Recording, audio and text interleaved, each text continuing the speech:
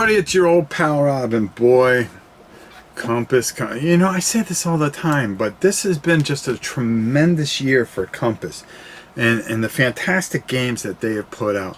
They have put out a game called Granada, The Last Stand of the Moors, 1882 to 1482 to 1492, and this depicts those battles during there between Ferdinand II and the Emirates of Granada. A really interesting game, and it feels a lot like Sagatahara, a game that has come out, The Fortification of Japan. It feels a lot like that game. It's very block control. We're going to go down. I'm not going to explain too much. I really want to just kind of show you off this game and really just kind of give you a nice little feel for it. But this is just something that is very, very, very, very special. And the components are through the roof. The rule book is just superbly put together yet again. Okay. Compass is just killing it, and I don't think I can say too much more to that. Let's go down to the table, take a look at this, and then we'll come back with my final. So once again, I just cannot just leave this thing stationary. I have to pick it up and move it around because there's just this map is huge. It is beautiful. It is mounted. The art on it is fantastic. The blocks just beautiful. The cards, just a fantastic mix of cards here. Really good quality, fantastically done. The bags. This is where you're going to be drawing your reinforcements from. This really is just, again, a beautiful game. Just to go over some things, what a yearly cycle. You're going to have a turn track here that you're going to be playing through. Of course, you're going to start here, and then of course you're going to go up to the very last turn here. The very last turn here, where you're going to try to win. You're going to have a certain amount of recruitments that you're going to be drawing from these bags, and that's where you're going to be putting into your recruitment box. They're going to be secret from your opponent.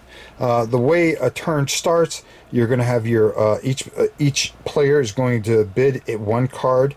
And what they're going to do is they're going to pull that card, and they are going to look at the bottom number. Okay, so for instance here, that's a -2, and then over here you would also draw a card, and that is a 2 right there.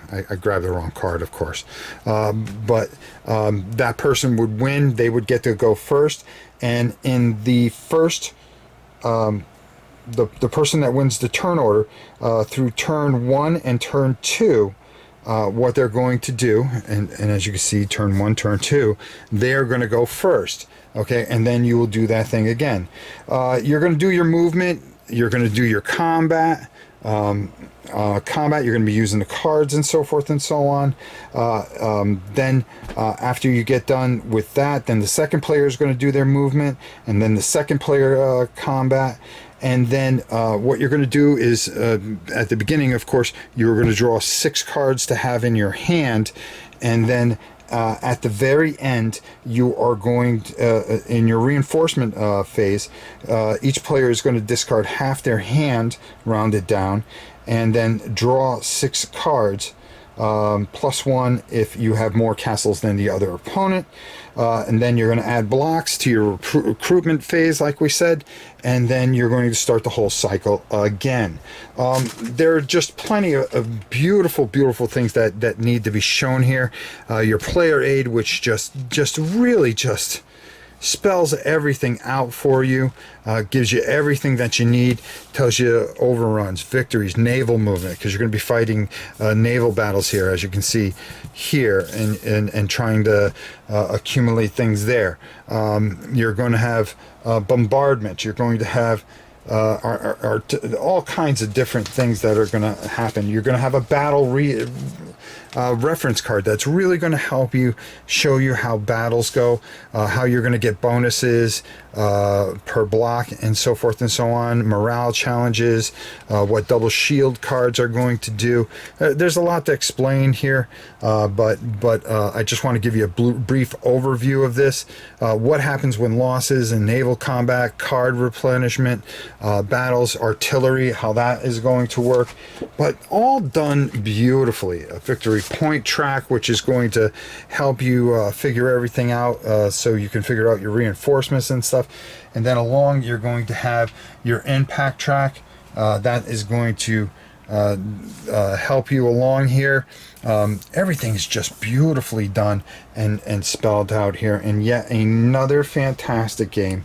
Jose Rivero, who has done just a fantastic thing here with this game, and really this is really a love letter to the fortification of Japan, that game. The illustrations done by Ivan, I don't want to butcher his name, Sierras, again, which I probably butchered his name, but he needed to be mentioned to just show you how beautiful this is. I mean, this, and of course I'm covering it up like a fool, but this is just another beautiful game from our good friends at Compass Games, and done so well. You're really going to enjoy this. This is a 2-player game, and you cannot go wrong with this. There's a quick victory situation. If you are able to capture this and hold it, that ends the game right there. Or on the other side, if they are able to kill Isabella and Ferdinand, both tiles there, they're usually up in here. If they can find a way to get up here and kill there, the game ends instantly with a victory for of course, Granada. So a very interesting game, a couple different ways to win, a lot of beauty put into this, and this is just a must-have if you are a war gamer. Definitely check it out. So let's head up on top and get on out of here. Now, you're going to do a little bit of construction here, because you're going to have to put, if you don't like putting stickers on blocks, well, there's not a lot to do. It's not like Command and Colors, where you're going to be sitting there for an entire evening putting stickers on. Everything goes on pretty quickly and goes very well.